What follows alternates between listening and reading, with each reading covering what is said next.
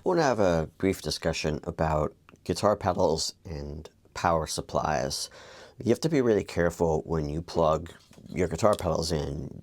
I would not just take them out of the box and plug them into any wall wart or even any power supply, brick power supply that may be using, because some of them have very special requirements, and it's possible that you could end up frying a pedal. I've seen people fry clones this way, and I accidentally fried a retrosonic chorus the one time by plugging in an unlabeled 18-volt cable into the 9-volt jack.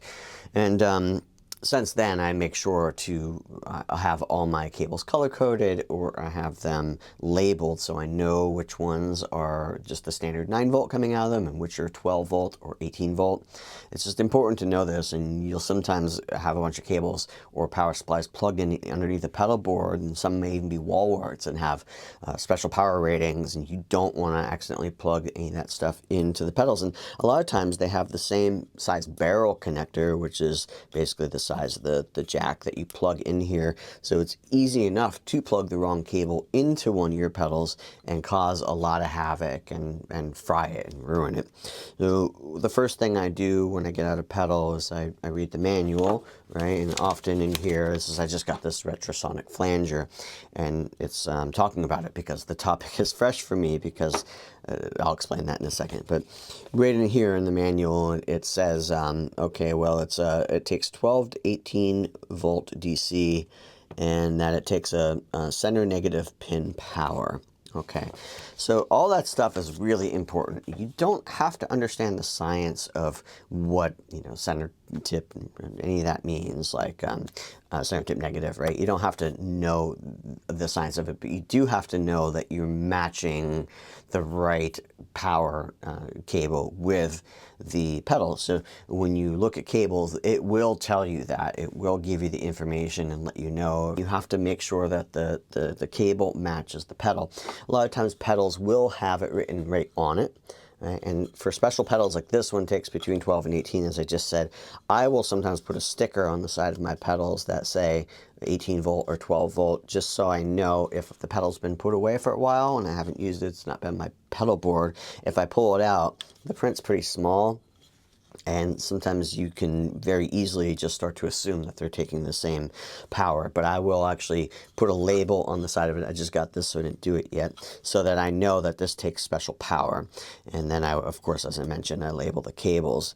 Now, you want to be careful about that. And I would say my pet peeve is that when you buy a pedal, and well, particularly this retrosonic, I love their pedals. They make the best reproductions of the CE1 chorus, and then this is a reproduction of the Electric Mistress flanger, the original. So this is a Bucket Brigade flanger, and it's amazing. But I really wish they would send a power supply with it. If you're going to require special power, you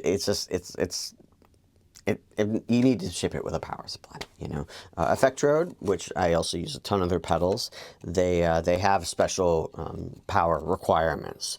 They ship a wall wart with their pedals, and of course you could buy their dedicated power supply for it, but it comes with a wall wart, so immediately when you get the pedal, you can plug it in and play. I don't have a problem with places charging 10 bucks, whatever, extra for the power supply.